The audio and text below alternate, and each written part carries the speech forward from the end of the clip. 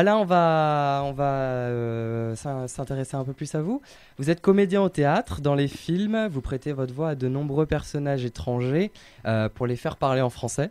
Vous aimez la poésie, le rapport à l'autre vous fascine, tout vous émerveille, mais ça on y reviendra un peu plus tard. Alain, aujourd'hui, Tout. vous avez une grande carrière derrière vous, vous êtes un senior, si je peux me permettre, de la profession. C'est quoi le déclic ou la situation qui a donné envie de jouer, qui vous a donné envie de jouer la comédie? Envie de jouer la comédie, je pense que c'est la première fois que j'ai vu du théâtre dans mon école. J'étais naturellement doué pour le français petit. Dès l'âge de 6 ans, j'aimais apprendre mes récitations, j'aimais les réciter. J'étais un peu né avec une espèce de don pour l'oralité. Donc c'était le français, les explications de texte. J'ai eu la chance d'avoir en 6e un prof de français qui s'appelait Monsieur Blondel, qui nous avait donné comme rédaction: Goethe a dit « J'ai été un homme, c'est-à-dire un lutteur ». Je suis né dans une loge de concierge, on vivait à 6 dans 20 mètres carrés, donc je savais ce que c'était que de lutter pour tous les jours avoir quelque chose dans l'assiette à manger. Donc j'avais donné une très très bonne rédaction.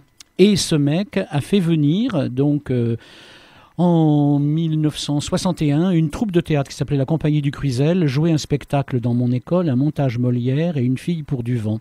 Et j'ai vu donc du théâtre pour la première fois à 12 ans.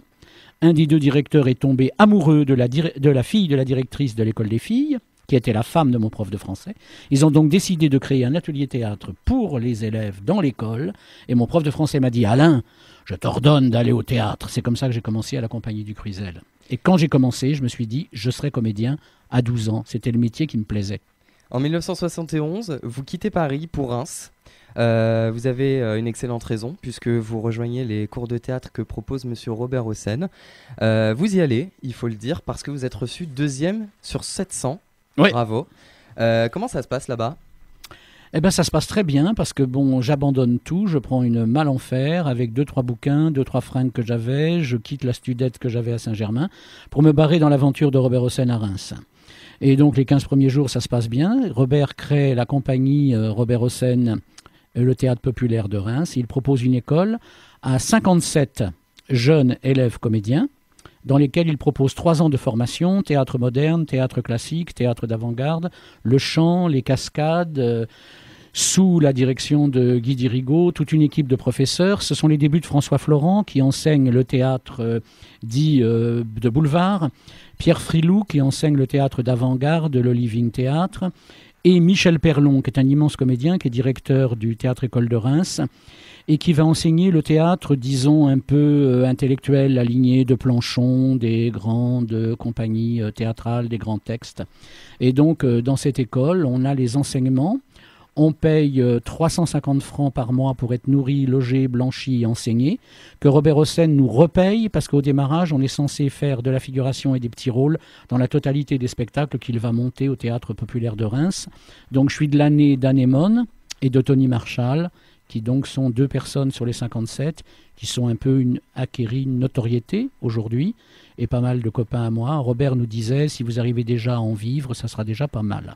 Il paraît que, justement, pour rebondir sur ce que vous dites, il paraît que vous reveniez parfois à Paris.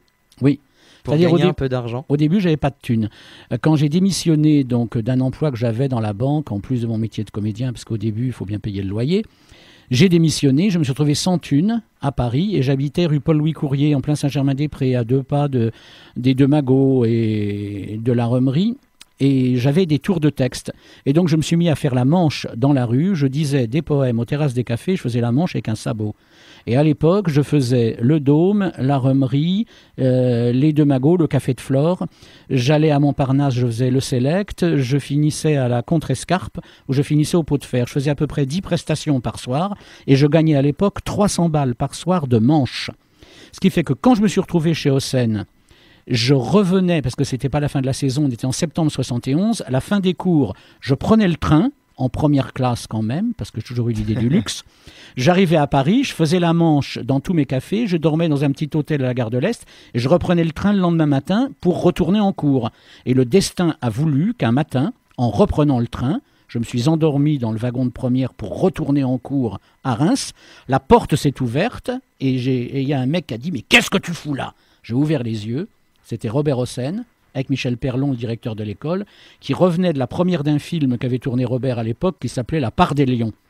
Et il me dit, qu'est-ce que tu fous de là? Pourquoi t'es pas à l'école? J'étais majeur, j'avais plus de 21 ans. Je lui dis, ben voilà, je suis pas à l'école parce que je dis des poèmes aux terrasses des cafés pour faire un peu de pognon pendant que c'est encore la fin de la saison parce que j'ai pas de thunes.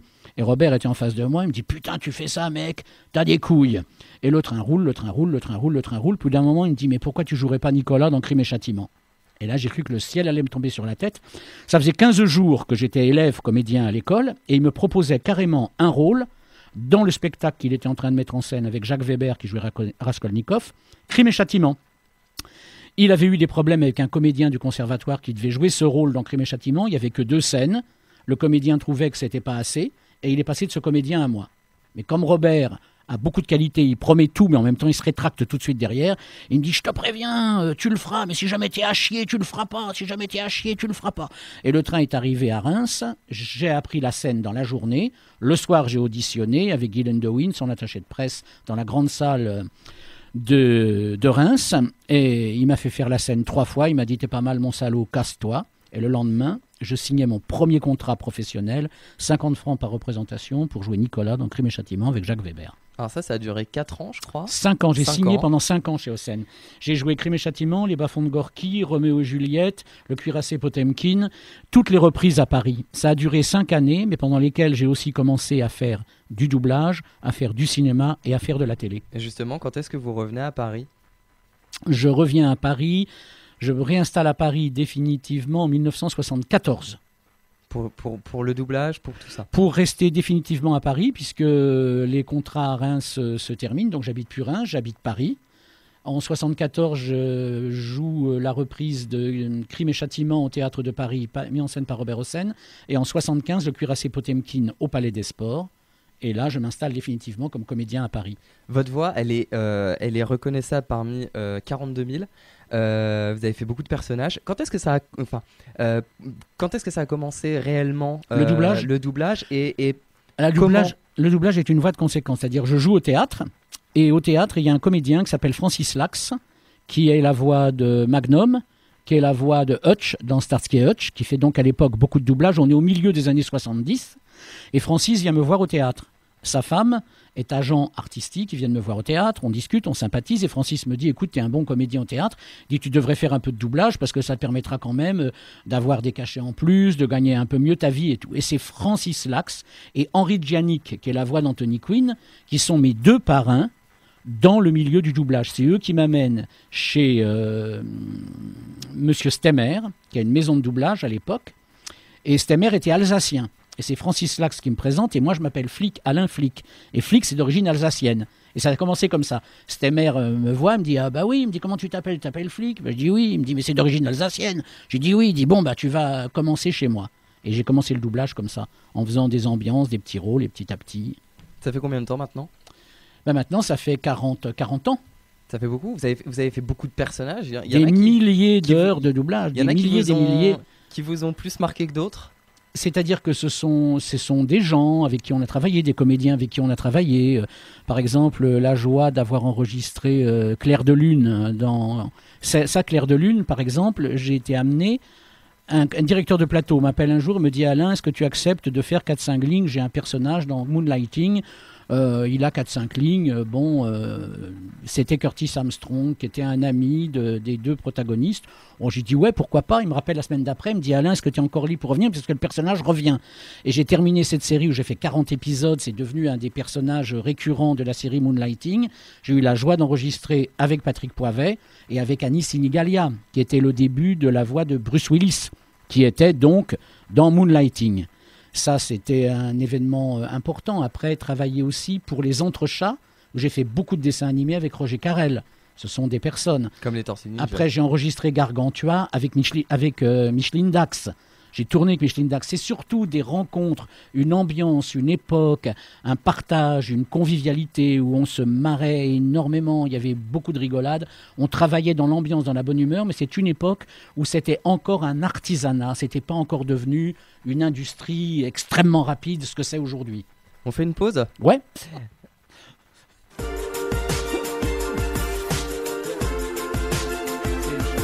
dirais le Bernard Dimet. Alain, je peux répondre à l'humoriste si tu veux. Oui. La demoiselle avait 16 ans, les yeux candides et ne sortait jamais le soir sans ses parents. On la disait charmante, adorable, timide. Elle allait au théâtre 1 ou 2 fois par an pour voir jouer le Cid de Monsieur de Corneille ou 2-3 classiques qu'il convient d'admirer. Un dimanche, au sortir de la classe où notre jeune enfant s'exerçait au piano, un jeune homme très bien au sortir de la classe lui offrit dans sa chambre, en guise de goûter, une partie de trou du cul qui n'était pas dégueulasse. Bravo. C'est Pierre Dimet ? C'est Bernard Dimet. Bernard Dimet, pardon. La demoiselle avait 16 ans. Donc, tu vois... Mais ça, c'est un peu votre créneau, ça. Partie de trou du cul qui n'était pas dégueulasse. Oh, disons Bernard Dimet, c'est un seul en scène que je garde toujours, ouais. Ouais, c'est un spectacle que je fais maintenant, je suis conteur à domicile. Ça vous plaît ? Ouais, il faut aller sur ma page Facebook, voilà. J'accepte tout le monde, je vais chez tout le monde, de 1, 2, 3, 4, 8, 12, conditions à définir entre nous. Vous allez sur ma page Facebook, je raconte à domicile tout, la vie, l'œuvre, des textes de Bernard Dimet, beaucoup, mais pas que. Je développe un sujet qui est, quand on est tout petit, on a la tête très près du cul, une seule caresse permet de réjouir le bébé. En grandissant, la tête s'éloigne du cul et les problèmes commencent. Après, il faut payer des thérapeutes pour rejoindre les 2 bouts. Bonjour madame la thérapeute, j'arrive pas à joindre les 2 bouts. Bonjour madame la thérapeute, j'ai perdu mère-père. Bravo, merci. Alain, donc on disait tout à l'heure que vous avez commencé dans le doublage. J'ai pas commencé, j'ai commencé dans le théâtre. Oui, c'est vrai. Mais dans le théâtre, dans le cinéma, dans la télé, j'ai fait du doublage après. Vous avez aussi fait partie de films comme le Napoléon, avec qui série télé, avec Clavier. Vous avez joué avec Clavier. Qu'est-ce qu'on se dit à ce moment-là ? Clavier, c'est quand même un sacré bon acteur. C'est pas le souvenir le plus extraordinaire que j'ai de mes idées de tournage. Non, moi j'ai aimé surtout tournage. Pour moi, les souvenirs, c'est La tendresse bordel de Patrick Schulman. Ça, oui, c'est un film culte fin des années 80 avec Bernard Giraudot. Après, surtout Zulawski avec L'Amour braque, avec Sophie Marceau, Francis Huster. Après, il est clair que j'ai joué dans Napoléon Ferdinand des Asturies avec Christian Clavier, mais bon, c'était une journée de tournage, une scène, on ne se rend pas forcément bien compte. Non, les grands souvenirs de tournage, c'est La tendresse bordel, c'est Rendez-moi ma peau, c'est c'est surtout Zulawski, c'est surtout L'Amour braque a été un tournage fort. Vous, sur une pointe un peu plus légère, vous jouez aussi dans des séries comme Les Vacances de l'amour. Il paraît que vous avez même un souvenir assez cocasse, pas sur le tournage, mais plutôt dans la rue, vous me racontez ? Oh là là, oui. Je veux dire, un jour, on m'appelle et puis on me dit ouais Alain, est-ce que vous voulez passer, on veut vous voir pour un casting, pour un personnage sur Les Vacances de l'amour. Les Vacances de l'amour, c'était la suite d'Hélène et les garçons. Et moi j'ai cru que c'était une blague, un copain qui me faisait une blague parce que c'était une série où il y avait que des jeunes en maillot de bain derrière des cabanes qui disaient je t'aime, tu m'aimes, viens on va prendre un diable aux menthes. Bon, moi je faisais quand même pas loin de 130 kilos à l'époque, c'est un personnage très truculent, je jouais beaucoup de rôles de gangster, de trucs comme ça. Et puis on me rappelle, on me dit non, Jean-Luc Azoulay veut mettre des idées policières à l'intérieur de la série Hélène et les garçons. Et donc je suis allé passer le casting et j'ai tourné 7 épisodes dans Hélène et les garçons, un personnage qui a été très haut en couleur, qui s'appelait Galfi, qui était un béquet, un mec horrible, qui faisait que des crasses, que des saloperies à tous les mômes, et qui avait donc des intrigues à chaque fois. Il y en avait un qui avait des avions, lui prêtait de l'argent, lui faisait vendre ses avions, enfin il pourrissait la vie des héros de la série. C'était vraiment un affreux mec, horrible, dégueulasse, il faisait de la traite des blanches, il vendait de la drogue, enfin c'était abominable. Et un jour je faisais mon marché rue de Lévis, il y avait un épisode qui était passé, et c'est un personnage qui a beaucoup marqué. Et il y a un mec qui me saute dessus dans le marché, qui me fait « Espèce de salaud, t'as mis en prison Lali, je vais te casser la gueule et tout !» J'ai dit au mec, j'ai eu la présence d'esprit, j'ai arrêté les mains, je dis mais monsieur, j'ai dit c'est du travail de comédien, je dis c'est un rôle, monsieur, j'ai dit c'est un rôle, on revient. Et le mec, il avait au moins une 50aine d'années, il devait, je sais pas, peut-être se chatouiller en regardant les héroïnes de ce truc-là, le fait que je sois un salaud qui avait foutu en prison son héroïne préférée. Non, ça c'est quelque chose, c'était un souvenir, ouais. Dans votre carrière, ça vous est déjà arrivé de jouer à l'étranger ? Oui. Où ? Oui, j'ai tourné au Maroc, j'ai tourné au Canada, en Amérique du Nord, j'ai tourné en Italie, j'ai tourné en Allemagne, j'ai tourné, si on peut considérer l'étranger, Monte-Carlo. Ouais, j'ai fait un certain nombre de... C'était quoi le mieux ? Un de mes souvenirs, c'est un film important italien avec Ornella Muti, film réalisé par Christian De Sica qui s'appelle Le Comte Max. Là, c'est pareil, c'est le destin, c'est la chance. Christian De Sica faisait un remake du Comte Max, qui est un grand classique du cinéma italien, l'histoire de l'ascension sociale d'un petit ouvrier italien jusqu'aux plus hautes sphères de la société. Et c'était Ornella Muti, il y avait un personnage qui s'appelait Pierre Delafont, qui était un Français dedans, et il était en Italie en train de préparer son film, et il ne trouvait pas le personnage pour jouer Pierre Delafont. Et puis à cette époque-là, mon agent avait une correspondante en Italie qui s'appelait Marina Di Berti. Et un jour, Christian De Sica va chez Marina Di Berti et dit fais-moi voir les photos des comédiens français que tu as. Et Marina Di Berti lui montre le book des comédiens français. Il tombe sur ma photo, il fait c'est lui Pierre Delafont. Et c'est extraordinaire de penser que ma tronche, c'était l'image que le mec avait dans sa tête du personnage. Et il est venu à Paris, il m'a auditionné à Paris, donc j'ai auditionné et j'ai signé un des plus beaux contrats de cinéma pour le Comte Max, vraiment économiquement et du point de vue du tournage. Ça s'appelle le Comte Max, donc j'ai tourné à Paris, à Rome et à Marrakech. Et là, à Marrakech, évidemment, je suis resté 3 semaines à la Mamounia. C'est un des plus grands palaces du monde. Pour un gosse d'ouvrier, moi j'appuyais sur tous les boutons, je faisais monter les machins, le room service, tous les trucs. Voilà, j'avais une calèche. Non, c'était bien ça dans le côté, tous les avantages. Tournage extraordinaire aussi quand j'ai tourné pour les Allemands. Félix Krug, Les Confessions d'un enfant de l'industrie, avec John Mulder Brown. Là, j'ai tourné à l'hôtel de Paris à Monte-Carlo. C'est la première fois de ma vie que j'ai eu un hélicoptère pour moi tout seul avec le pilote. Je suis arrivé à Nice, on est venu me chercher, je suis monté dans l'hélicoptère et le pilote m'a amené jusqu'à Monte-Carlo en hélicoptère. Et là, c'était drôle dans mon enfance parce qu'on imaginait les films de James Bond, les personnages qui ont la mallette avec les diamants, avec l'argent, puis on est dans l'hélicoptère. Et arrivé, j'ai tourné pendant 15 jours à l'hôtel de Paris, qui est aussi un très très grand palace. Quand la série Malcolm était encore produite, vous doubliez le personnage de Craig Felspar, le collègue de la mère de Malcolm, Lois, qui elle était doublée par Marion Gamme, qui est très connue maintenant. Très. Ça se passait comment entre vous ? Très bien. C'est vrai. Marion Gamme, je connais Marion depuis le début, depuis que je fais du doublage. C'est une fille extraordinaire, sympa. Je suis très très très heureux qu'elle atteigne la notoriété avec sa série Scène de ménage, parce que Marion est une bosseuse, elle ne sait faire que travailler. Elle adore ça, elle joue au théâtre, elle enregistre, elle tourne, elle est heureuse, et ça c'est une grande joie. Et avec aussi son pote, son mari, Hernandez. Et l'idée de la prod, parce que c'est des gens qui se connaissent depuis toujours, ce qui fait que la complicité qu'il y a entre les deux vieux, qui est un des couples préférés de la série, ça vient aussi du fait qu'ils se connaissent sur le bout des doigts, ce qui fait qu'il y a un regard, l'autre réagit, l'autre a une improvisation. C'est aussi la connaissance. Quand on joue avec des gens qu'on connaît depuis toujours, il y a une complicité, ça donne un truc. D'ailleurs, on se rend bien compte que les gens qui le voient, ils adhèrent à ça parce que ça existe. Donc ça passe à travers l'image. Et Marion est une femme extra. Vraiment, fait partie des grandes rencontres. On refait une pause ? Ouais. Dynamique Radio. Allez, on est reparti pour la dernière partie de l'interview avec Alain. Avec vous, Alain. Oui. Pardon. Avec moi, tu peux me tutoyer, ne mens pas aux auditeurs.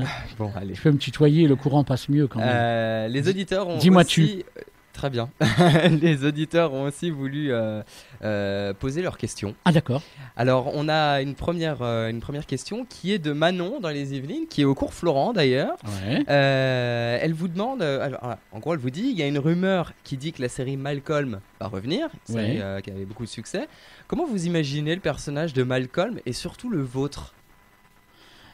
C'est des personnages qui ont 40 ans maintenant, donc ils ont 40 ans. Donc je crois que le comédien qui a joué Malcolm avait l'idée ils étaient intéressés par le fait de relancer une nouvelle série, une continuité, disons. Les conditions, les affres de la vie à 40 ans, quoi, un problème de quarantenaire, toutes les histoires de quarantenaire, une question de génération. Mon personnage aussi, le comédien qui joue Greg, c'est comment tout ça a évolué dans tous les rapports entre Greg, son père, sa mère, je sais pas si... Mais il était quand même un peu foufou, Greg. Vous pensez qu'il a un peu changé ? Je ne sais pas. Ça, je ne sais pas, je ne peux pas vous dire parce que ça dépend vraiment des auteurs à partir de là. Maintenant, vous avez des gens qui sont complètement foufous. Moi, je connais des gens de tous âges. J'ai des amis qui ont 92 ans qui sont complètement foufous, de 80 ans qui sont foufous, des amis qui ont 22 ans qui sont très sérieux. Le foufou, ça dépend de l'histoire. C'est toujours une histoire. Il paraît que Malcolm, on va voir un peu ces histoires de vie de trentenaire. Vous pensez qu'il 30 ou 40 40 à mon avis, Malcolm, non 35, 30, 37 37, oui, ouais, pas loin de 40, 34. ouais, peut-être. Maintenant, je ne sais pas si c'est en route cette série ou pas, ou si c'est simplement un projet, j'en sais rien. Marion Gamme, ça vous ferait plaisir de retravailler avec elle? Bien sûr, mais je ne sais pas si Marion Gamme, elle ferait la suite du doublage de Malcolm, ça dépend. Après, quand ils vont tourner la version originale, après, où est-ce que va atterrir la demande de version française? Quelles seront les décisions des clients et tout ça? Vous savez qu'on n'est pas propriétaire de la voix d'un personnage, hein. Ouais, mais quand même, ce serait... Ah bah ça, ce sont les clients qui décident, ce sont les patrons des sociétés qui décident, hein, qui fait quoi, hein.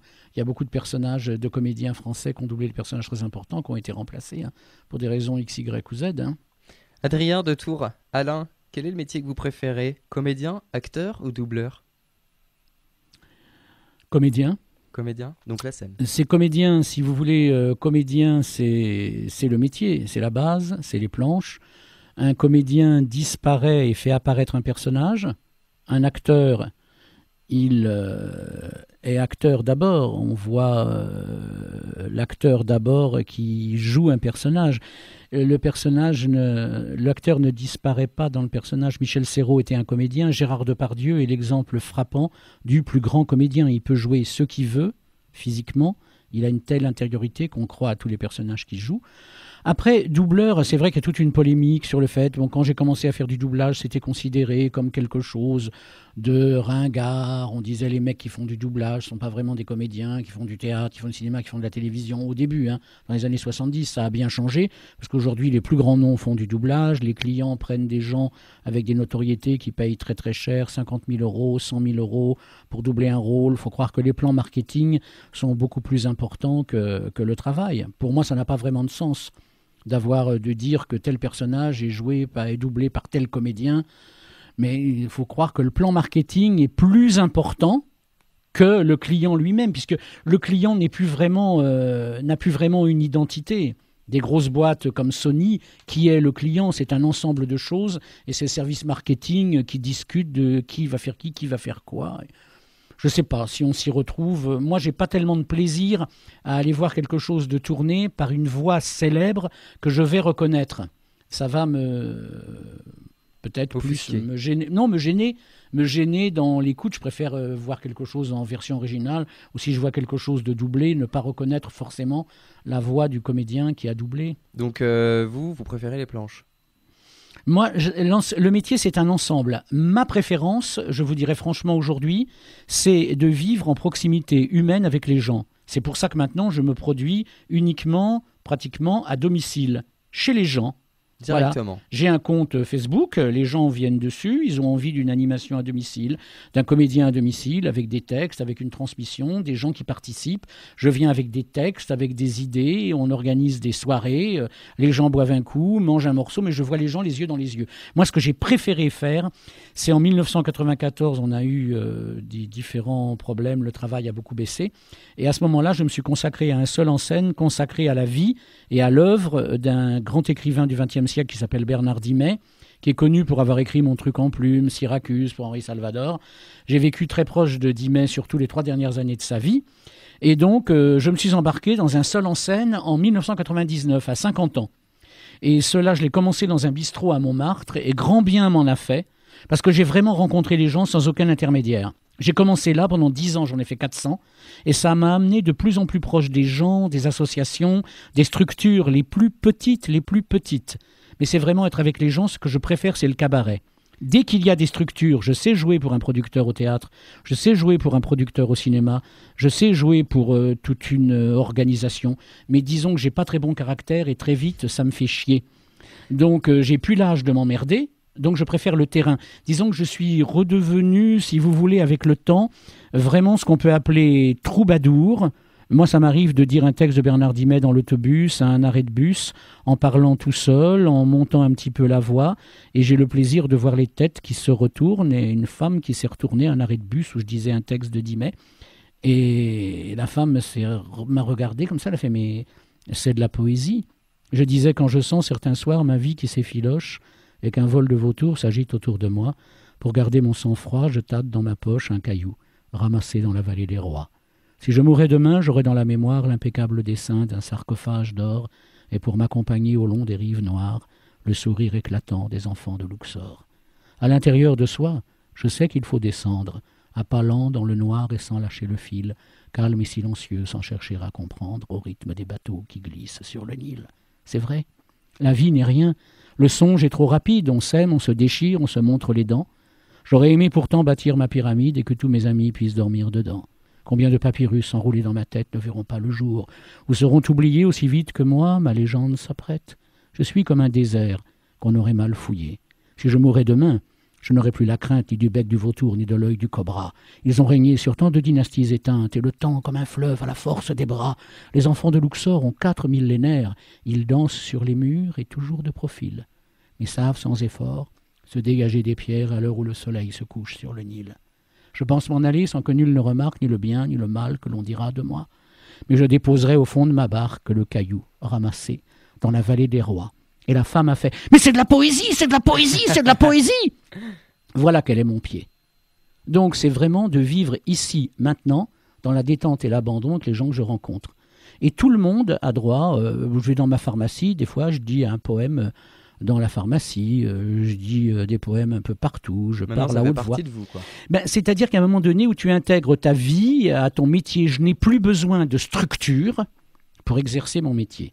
Et je veux dire vraiment, c'est de retrouver, si tu veux, vraiment la proximité, parce que je trouve que tout le monde a le droit. Si tu as envie, un soir, tu te réunis chez toi avec 10 copains, tu veux me faire venir, on boit un coup, on mange une rondelle de saucisson, et chacun en plus, moi j'amène toujours des textes avec moi, parce que j'en dis moi, je raconte des anecdotes, moi, sur le métier, sur la curiosité des gens, mais je suis en proximité. Ce que je préfère, mais alors vraiment, plus je vieillis, plus je préfère ça, c'est le cabaret, c'est la proximité. Après, je donne un texte. Il y a un texte que je fais faire à 2 voix, je fais répéter les gens après moi, qui dit « Je le connais depuis la communale, le gars qui est là sur la photo à la première page du journal. Mais je ne le reverrai pas de sitôt, il a saigné 2 vieilles mémères et buté 2 flics, des costauds, certainement sur un coup de colère, vu qu'il n'est pas méchant, Fredo. Il a zigouillé sa frangine, une salope, une rien du tout. » Et le mec répète derrière moi. Ce qui fait que ça crée quelque chose, je trouve, extraordinaire quand un être humain cesse d'avoir peur d'un autre être humain. C'est là que le miracle a lieu. Tant qu'on a peur, tant qu'on est dans un rapport frontal, on va au cinéma, on voit un film, ok, c'est bien, c'est sympa, ça inspire. On est au théâtre, on est dans une salle, il y a une rampe, il y a une distance, on voit quelque chose, il y a un rapport actif et un rapport passif. Des fois, c'est interactif de plus en plus. D'ailleurs, on voit bien que les gens ont de plus en plus besoin de casser le 4e mur. Les comiques, ils descendent dans la salle, ils prennent les gens à partie, les gens montent, les gens discutent, il y a des gens qui ont envie de raconter, de partager. Et c'est ce que j'aime. La forme de mon métier aujourd'hui, je dirais majoritairement, c'est celle-là. Maintenant, je peux tourner demain pour le cinéma, pour la télévision, pour tout, mais je regarderai quoi, avec qui, dans quelles conditions. J'ai plus l'âge de m'emmerder. Plus exigeant. C'est-à-dire, j'ai toujours payé une chose dans ma vie, et te dire, il y avait des kinés qui te faisaient rentrer dans des cabines, ils prenaient 3 clients en même temps en mettant des électrodes électriques et ils prenaient 3 fois la sécurité sociale. Il y a un mec qui faisait ça, puis je lui ai dit, moi je veux que ma demi-heure de kiné, elle soit qu'à moi. Je veux dire, j'ai 30 minutes. Et le mec, il m'a dit oui, mais la sécurité sociale prévoit dans ce cas-là un dépassement d'exigence de 10 €. Et ça m'a fait hurler de rire. J'ai fait un tableau, parce que je fais de la peinture, qui s'appelle dépassement d'exigence. Et en réalité, j'ai vécu toute ma vie en payant le fait d'être exigeant. Jeanne de Limoges, elle demande, en dehors du théâtre, c'est quoi vos passions ? Ma passion ? Le pourquoi du comment des choses depuis toujours, depuis que j'ai 3 ans. Quand ma mère me donnait des ordres, quand j'avais 3 ans, elle disait « Alain fait ci, Alain fait ça », je disais « La vie, c'est pas ça ». Alors ils essayaient de me coincer, ils disaient « Mais c'est quoi ce mot ?» Je dis « Qu'est-ce que c'est ?» Je disais « Je sais pas, mais c'est pas ça ». Pour moi, c'est des questions que tout être humain se pose, d'où on vient, où on va, pourquoi on est là, quoi faire entre les deux. J'ai une petite idée, et maintenant c'est qu'une petite idée, d'où je viens, où je vais, je sais quoi faire entre les deux. Pour moi, on est venu pour aimer, pas forcément pour être aimé. On est venu pour aimer et pour servir. Tout et tout le monde. 3 choses, pour moi 3 règles. Pas tuer, pas voler. Ça encore c'est facile. Si déjà tous les êtres de la planète arrivaient à pas tuer, à pas voler, nos hommes politiques en tête, on serait déjà peut-être dans un meilleur état. Et la dernière, qui est la plus difficile, c'est respecter les autres. Respecter tous les autres, quelle que soit la forme, l'âge, la couleur, la croyance. Moi, je n'ai pas besoin d'une religion pour croire. J'ai besoin simplement de savoir que quand on met une graine de tomate en terre, on arrive à 10 kilos de tomates. Il y a quand même un mystère et ce mystère m'intéresse. Donc je m'intéresse à la spiritualité, à la méditation, aux pratiques spirituelles, beaucoup à la méditation, particulièrement à la tradition et aux cultures du monde, et une tradition, une culture qui m'intéresse plus particulièrement, puisque j'ai eu la chance de la rencontrer, ça a été un des grands bonheurs de ma vie, c'est la tradition et la culture tibétaine. Pour moi, le Tibet est un immense peuple qui est bien entendu au toit du monde depuis 1949, et c'est un pays qui est envahi. Et j'ai posé la question à un des très grands maîtres tibétains, en lui disant un jour, mais puisque c'est une loi de cause à effet, puisqu'on parle de karma dans la vie, je lui dis à ce moment-là quel est le karma du peuple tibétain, puisque le peuple tibétain est envahi, il y a 6 millions de Tibétains, il y a 2 millions de Tibétains qui ont été assassinés, mis dans des prisons, torturés.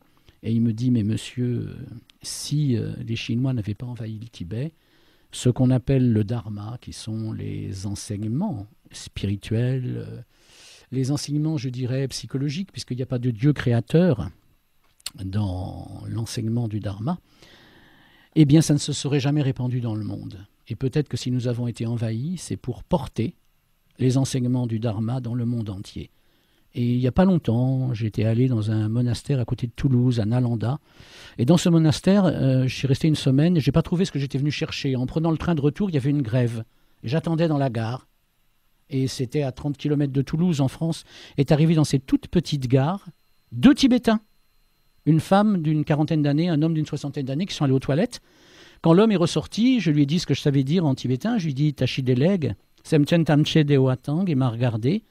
Il m'a dit « Monsieur, les larmes aux yeux, 60 ans, il est traducteur, donc des textes fondamentaux des enseignements. » Et il m'a dit « Vous savez, la souffrance du peuple tibétain est morte. Il y a 40 jeunes de 20 ans au Tibet qui s'immolent par le feu pour protester contre la tyrannie chinoise. » Il m'a dit « Vous savez, c'est pour le dharma que le peuple tibétain souffre, c'est pour les enseignements. Pour faire comprendre aux personnes, on te demande toujours là-dedans, qu'est-ce que c'est que l'esprit ? On te demande de chercher ton esprit, on te demande qui tu es. » Et il y avait un vieux Tibétain comme ça qui disait « Alain Flick, c'est qui ?» Et il me posait la question, j'ai dit « C'est moi. » Il me dit « Mais c'est qui moi ?» Je dis « C'est ma tête. » Il me dit « Non, c'est la tête d'Alain Flick. » Je dis « C'est mon bras droit. » Il me dit « Non, c'est le bras droit d'Alain Flick. » Je dis « C'est mon bras gauche. » Il me dit « Non, c'est le bras gauche d'Alain Flick. » Et il éclatait de rire à la fin, puis il disait « Alain Flick !» Il n'existe pas. Parce qu'on ne peut pas définir une identité. Et mon spectacle Bernard Dimet se terminait souvent par...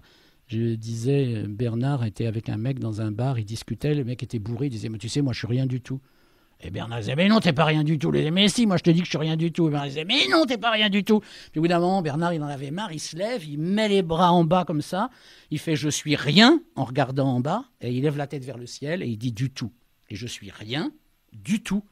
On vit dans l'infini, dans l'éternité, dans les galaxies, la Terre tourne. On va revenir un petit peu sur votre actualité professionnelle. Dans très peu de temps, il va y avoir le 6e saison de Game of Thrones. Exactement, qui est en train d'être tournée, voilà. Ouais, et la question qu'on me pose. Dis donc, du toit du Tibet à Game of Thrones, du bistrot d'Alphonse. J'adore les transitions. Bah ouais. Non mais c'est il y a quelqu'un qui demande si vous ferez partie de la fête. De la fête. Du doublage. Ah bah oui, de la 6e saison, a priori oui, à moins que d'ici là, vous savez, moi je me couche tous les soirs en me disant, bon, on sait pas, c'est l'impermanence qu'on apprend. Donc il n'y a que le présent. A priori, si je suis de ce monde, il n'y a pas de raison que je ne le fasse pas. La 6e saison, d'autant plus que je suis parti, j'ai aidé Tyrion à s'enfuir, et donc nous prenons la direction... Lord Varys. Lord Varys, donc, qui a aidé Tyrion à s'enfuir dans la caisse, va prendre la direction du royaume de Mérine. Donc, à mon avis, il va y avoir encore plein de péripéties, plein d'aventures. Merci beaucoup, Alain Flick. Mais sinon, mon actualité, c'est surtout le travail à domicile avec les textes de Bernard Dimet, la participation. Alors justement, j'allais y venir. Merci déjà d'avoir accepté notre invitation pour cette première de l'heure du déj, qui était un petit peu décalée, mais bon, on a réussi à se débrouiller. Ça vous a plu? Le concept est bien? Moi, j'adore les premières fois. Ah oui. Voilà. Je suis un homme des premières fois. Alors, j'ai vu beaucoup de gens en première fois. J'adore les naissances. J'ai par exemple une fascination pour la naissance. Pour la naissance. Le fait, toutes mes copines, j'adore faire parler toutes mes copines quand elles ont été enceintes, qu'est-ce qu'elles ont ressenti à partir du moment où elles ont appris qu'elles étaient enceintes. Et qu'est-ce qui se passe pendant toute cette fameuse période. Donc j'ai vu énormément de chanteurs débuter, énormément de comédiens débuter. J'aime les naissances, j'aime les débuts, j'aime dire que c'est nouveau à chaque fois. C'est le travail qui est difficile chez nous quand on joue des pièces 600 fois. Moi, j'ai joué Napoléon avec Serge Lama 600 fois. 600 fois au théâtre, 12 changements de costume entre le vendredi et le dimanche. Tu en joues 5 à la suite. Tu t'es changé, habillé 60 fois. Et faire à chaque fois que tu prononces un mot comme si c'est la première fois, parce que les gens qui sont dans la salle, c'est la première fois. C'est ça qui est étonnant. On rappelle... Justement, enfin vous l'avez rappelé, mais comme c'était écrit après sur ma fiche, je le rappelle. Vous vous produisez chez les gens, on peut vous contacter sur Facebook. Tout à fait. Alain Flic. Mon profil Facebook, et puis après ça, on discute des conditions. Ça va de 0 à l'infini, les conditions. C'est pour toutes les associations, tous les gens qui ont besoin de quelque chose, ils peuvent compter sur la transmission des textes, des œuvres en proximité, c'est ce que je préfère. Le doublage de la saison 6 de Game of Thrones qui va très prochainement commencer. Oui, j'ai enregistré Jackass aussi. On n'a pas parlé de Jackass, de cette œuvre absolument extraordinaire, d'une poésie. On va peut-être éviter d'une poésie grandiose. C'est une radio libre, non? Vous êtes libre. Enfin bon, Jackass, c'est un peu quand même. Bon, top level, hein. Écoutez, vous avez passé l'humoriste là qui parle d'aller se faire enculer pour limiter les naissances dans le monde. Qu'il faut se faire enculer, Jackass, c'est du même acabit. Hein. C'est quand même autre chose. Enfin bref, demain, je vous rappelle qu'il y a la fête d'Halloween chez Anne et Lorraine, la boutique Un Chien en Ville dans le 14e arrondissement, avenue Jean Moulin. Vous pouvez aimer la page Facebook de Dynamique Radio, mais aussi celle de l'émission de l'heure du déj. Allez contacter Alain Flic pour qu'il vienne vous réciter des textes de Bernard Dimet. Qui viennent animer vos soirées. Voilà, exactement, avec une crêpe et du saucisson. Vous inquiétez pas, j'ai retenu. Nous, on se retrouve samedi prochain à midi. Très bon week-end et bon courage pour la semaine. À bientôt.